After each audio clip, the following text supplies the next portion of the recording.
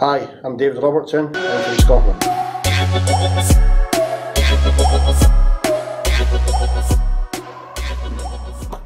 Alright, coach. So first of all, this is your fourth season. So this 4 years, how have you seen the club grow from second division to the Hero I League? Yeah, I think I arrived in, I think it was January 2017, and the club had only just been formed by about 6 months. There was no infrastructure, there was no kits, there was virtually no equipment, nothing. I sort of took a shot in the dark, and somehow in our first year, or sort of second season really, we managed to win the I League 2, which was an amazing achievement. I don't think anybody expected that of us. And then the story just continued after that. But it was very, very difficult at the start. I'd never been to India before, let alone Kashmir, so I found it difficult to start. But as time goes on, it's basically become a second home to me, and I love every minute of being part of the club. And the club is getting more and more professional every season. There's obviously hurdles and challenges that come with that as well, but it's made me a better person. And I'd like to think that myself and a lot of other people that have been behind it from the start have really sort of pushed the club forward, and it's become a bit of a famous club, not only in India but throughout the world. So it's just great to be part of something special that the club is. If we go back to the point 4 years back when you first heard about this club called Real Kashmir, and maybe first time you got the offer, what made you think that, okay, this can be a good place? I think I'd been in professional football for quite a long time, playing and coaching, and was coaching youths in the USA. I was there for about 10 years, and I also coached in the USL with Phoenix, now called Phoenix Rising.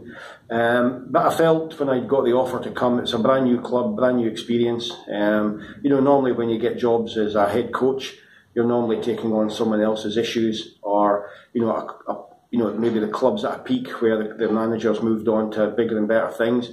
This gave me a little bit of a stamp, to put my own stamp on something. Obviously I never in my wildest dreams expected the club to go so well and so fast as it did. Everybody was on board with it. But it was just a chance for me to start something from scratch and then see how far it went. And as I say, it's been a bit of a fairy tale really. Speaking of the fairy tale, if you could give us an insight into the first 2 seasons at Real Kashmir, when there were so many crowds coming in to watch your games, and there was so much fanfare around Real Kashmir. If you can give us some insight. Yeah, I think when we were in League 2, for example, we were a very young club. Obviously, Lone Star Kashmir were more famous than we were, but even then, people would come to games. It was all men that came to games, and we're maybe getting 200 people at a game, and it's more just a case of getting out of the house, watching a bit of football. And then when we got into the I League, our first game was against Churchill Brothers, and I think a lot of people, because Churchill Brothers are a very famous club, a historic club, that a lot of people from Kashmir went to watch, because Churchill Brothers were playing, and then it just snowballed from that.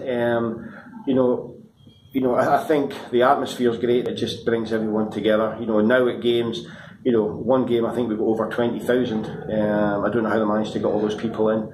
But we also, there was men, there was women, there was school kids, there was grandchildren, grandparents, all types of civilians coming. And I just thought it was amazing how it brought everyone together. And they're so passionate.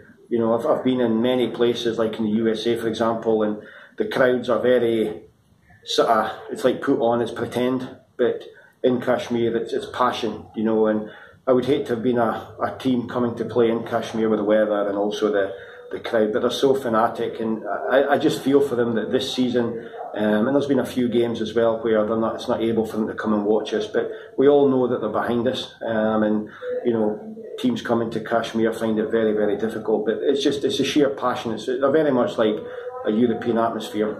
It's intimidating at times because the crowd are very close onto us, but they cheer us from the first minute to the last minute, and again, but that puts a little bit of pressure on the team as well. I think we felt that a little bit last season. What does that tell you about the power of football to bring people together, even in times of adversity? No, as I say, I think when I first went to Kashmir, there's not a lot there. not a lot of things you can do in the evenings and what have you. But I just think it's given a lot of the young kids as well. You know, every state, almost every state in India and every city and every place throughout the world, there's a professional team that kids you want to aspire to play for and want to play for a hometown team. And it's only since we got in the I-League that that's become possible. And you know, we've got a good youth setup. You know, start at young ages, and we want to have. Eventually, we want to have, whether I'm here or not, we want to have, you know, a lot of Kashmir players, young youth players getting into the team. You know, you look at likes of Naroka and Trau, and a lot of the players come from that area. So that's the long-term plan, but we have to get everything right. But it just gives the people of Kashmir hope. You know, guys like Danish, who's, you know, become a very famous individual on and off the field, and I think if it wasn't for Real Kashmir, that wouldn't be the case. So we hope that, you know, over the years we produce a lot more Danishes.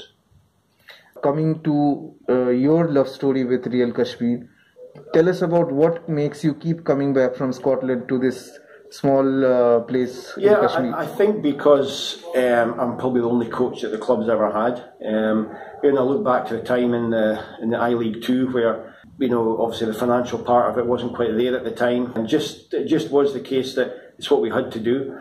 And I think it's what's made the club very, very special. You know, I've had one or two opportunities I could have moved on elsewhere, but I just feel I owe it to the people of Kashmir. I also owe it to Sandeep and, you know, the people that are associated with the club. You know, I'm not doing it as a stepping stone. I'm not doing it, you know, for financial gains. I'm here because I want to do it. I want to make an impact. And as I say, it's a second home. My wife's been over a few times. Obviously, my son plays here. My other two kids, I've got another daughter and a son. They've both been here as well. And it's amazing that every time I go home, I look forward to the time I come back to Kashmir and obviously in India as a whole. It's just been it's a fantastic experience, and it's something that I'm glad that I did. You know, I raised a few eyebrows at home when I decided to come here at the start, but you know, everybody's proud of what's been achieved, and as I say, it's probably the perfect job. Speaking about raised eyebrows at home, tell us about you know, how people back home reacted at first. Yeah, it was very. I mean, obviously, my wife in particular, she was, you know, we had a comfortable lifestyle in the USA, and I decided January 2017, I think it was New Year's Eve, that I jumped on a plane. Much to her disgust, she wasn't very happy about it. You know, and obviously, family were a little bit shocked and maybe a bit concerned about, you know, my safety and what have you. But you know, I think looking back, everybody now realises that the reason I do it is for passion for football, the winning, the losing, you know, and I think it's now become an emotional attachment that Real Kashmir is part of my life and part of my family life. You know, and even in the UK and Scotland, Real Kashmir is a very famous club. I'm actually doing an autobiography. It's coming out in March. A lot of it's to do with my time in India, but it's just been a fantastic journey, and there's been a lot of hurdles. There's been a lot of you know, things to overcome. I think the hard part is being away from home, but it's a little bit easier now with Mason being here. But you know, it's you know, everyone now is my family. You know, my wife, my kids, my mother and father. My mother passed away in the summertime there, so. You know, they're just very, very proud of what's been achieved. And as I say, at some point it'll come to an end, like all football coaching jobs come to an end. But as long as I'm here, I'm going to enjoy it. You know, my family look forward to coming out. But no, it's been a wonderful experience. I think it's made me a more humble person. I think I really appreciate what I've got at home. You know, I was maybe a little bit materialistic when I was, you know, when I was living in the USA, living in Scotland, and you come here and you become a more humble person. And I think it's, when I look at some of the players that we've had, you know, maybe their backgrounds are not the best, and I look to see how well they've done. You know, we've had players that have moved on to, you know, bigger and better things, and I think it's all down to the club. And for me, it's from what I believe, it's one of the best run clubs in India, which is it's a great achievement when you consider where we were 4 years ago, when we We didn't even have a training kit or a dressing rooms or nothing. So we've come a long, long way in a short time, but I know Sandeep wants to make sure we keep going. We don't want to be stagnated in where we are. We want to keep moving on and going to bigger and better things. Speaking about your home away from home, being away from your family for so long, obviously you brought Mason over. Yeah. Mason on the pitch has been one of the crucial players for your team over the years. But off the pitch, as a father-son, as a coach as well, coach player, how has him being here helped you? I think first, before I came, up until we got in the I-League, I think the maximum time I was away from home was 4 months. And then it became, you go in the I-League, it's now 8, 9 months. And I would have found it very difficult if Mason wasn't here. Even though it goes days apart from training that I don't see him. He's playing Xbox with some of the players, Chester Paul or Sam, and he's doing all the other things, and he really does mix with the players. So I think it's just knowing that he's here, particularly when it comes to Christmas time, knowing that he's here. But he finds it difficult. His fiancée is in Phoenix in Arizona, miles and miles away. He hasn't seen her for a long time because of the pandemic. Obviously my wife is she actually had surgery the other day, so it's hard being away for things like that. But as long as we get internet, the world's a small place now, so we get by. But just knowing that Mason is on the same corridor as me, and he'll pop in now and again. I'll go and see him, but he's very much a team player and part of it. But again, it's just knowing that he's there. And finally, it's been these are difficult times rather for football fans all over the world.